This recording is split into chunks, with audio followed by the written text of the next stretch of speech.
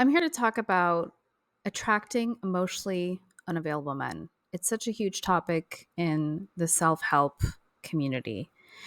And I wanted to debunk one thing and say that it's not always your fault you keep attracting emotionally unavailable men, right? um, Whenever that kind of happens in your life and you tell somebody that you met somebody and they're emotionally unavailable or they can't commit, or maybe they might be getting out of a serious relationship, they're not available to date, the first question people ask is, well, you have to look at yourself and why you keep attracting emotionally available men. And when we hear that narrative, for somebody who's going through the healing journey, we really take that on and personalize it. And we automatically think, well, something's wrong with me, right? There's something wrong with me, something I'm doing wrong. I need to change. I'm not enough. I don't love myself enough, et cetera, et cetera, et cetera. And in my opinion, that's really doesn't really help you. I had a huge shift in my healing journey because I quote unquote kept attracting emotionally unavailable men. And I kept being stuck in that loop of, well, it's my fault. What am I doing wrong? I'm not doing enough work on myself. I'm not healing enough. I'm not investing enough time and money into myself. And I really took a step back and I thought, and I realized, well, my ex partners or my partners weren't doing any work on themselves. So why do I have to take on all the responsibility of healing, right? And I'm not saying you shouldn't heal, but my point being, it's not your responsibility. There is a really imbalance. There's a big imbalance these days with people who are doing the work and who are not doing the work.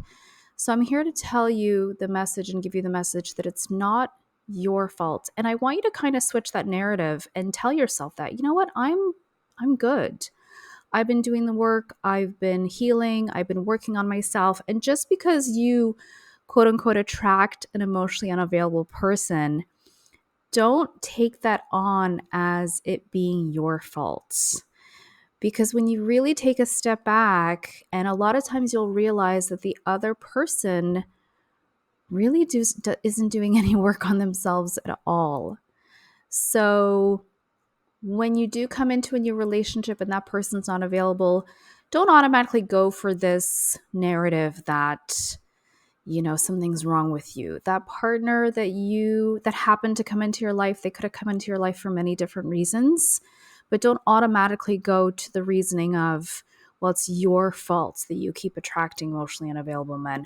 And also, when you change the narrative that it's not your fault, you're automatically like giving yourself permission, not really giving yourself permission, but telling yourself in a different way, like, I am enough. There's nothing wrong with me, right? Yes, we attract emotionally unavailable men to really learn and love ourselves and to choose ourselves. That is a big reason, right? But it's not always the reason. Sometimes you were there for that person. It's not always a healing moment and a lesson for yourself. Sometimes you came into that person's life to teach them a lesson.